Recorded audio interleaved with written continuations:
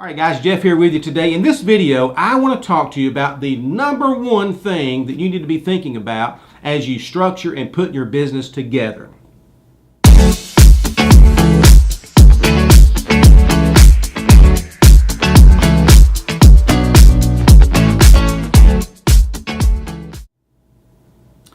Now, there are a lot of things we can do with our time, and sometimes it's time consuming to think about your marketing, how you're going to strategize your business. Maybe you're even at the point where you're trying to discover what your business is going to be, and I'm going to talk about that in the next video about how to find out what your niche is and what you're really good at and what you really love in life, so you can make a life and create a business around the things that really drive you and that mark your passion. Okay, so in this video, before you dive in and get lost in all the things you can do with logo and branding and all the things that take a lot of time and energy, as you do that, on the front end, think about the value that you're going to add to your company.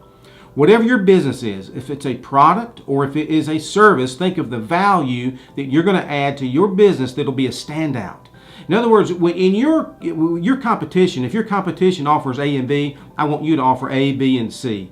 Be above your competition. Go after your competition. Stand out. Be different. Go beyond, because you will be successful when you do that. Now, all successful businesses have some things in common, and I'm going to give you a rundown of some of the things we have noted and seen that are very common in successful entrepreneurs and successful business. And number one is always be willing to go the extra mile. Give more. People don't expect more. People expect less often, don't they? But if you will be willing to in your product, service, whatever it may be, in other words, if you're a coach or you're a healer and you commit to someone, they sign a contract for 10 sessions, be very open. When you get to 10 sessions, if you need 2 or 3 more sessions, just give it to them. Don't charge them a thing. I mean, just give them 2 or 3 sessions, give them your time, give them your energy, give them extra resources, and people will always remember you because you gave more. Now, that's a value that you can add to your business model, is always giving more. Number 2 is be grateful. Be grateful for every person that comes your way, because they don't have to. Folks, they don't have to give you their money. They don't have to give you their time, but they're choosing to do that because people are connecting with what you're doing. They resonate with your voice. They understand what you're trying to do in the world. And so when people come to you and they buy your product or they want to get in on your service and they need help and you can help them, be grateful for that. All right, and tell them you're grateful, because when you're a grateful person and you're grateful in your business, you will always be a standout. And no matter who comes to your business, no matter the people that you deal with, always deal with people with equality. Always. Every single person in the world has value.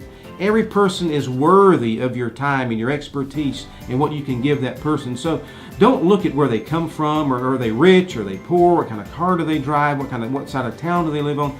It doesn't matter. When a person comes to you, you look at that person as an individual human on planet Earth who is reaching out to you and they need your product or service, and you're going to treat them as though they're the only person in the world at that moment, and it'll make you a standout. So always treat people the same, no matter who they are, where they live, where they come from, what kind of money you think they have, or anything.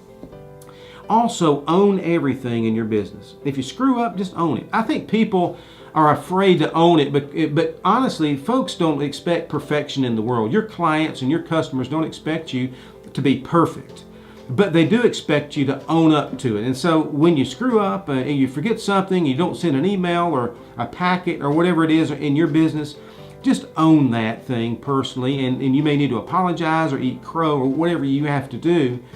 But people really appreciate it when you just own it when you mess up, and you're going to make better because of it. So own everything in your business. Then think big. Think big, because especially in the coaching business and in the healing business, you cannot lead people where you've not been.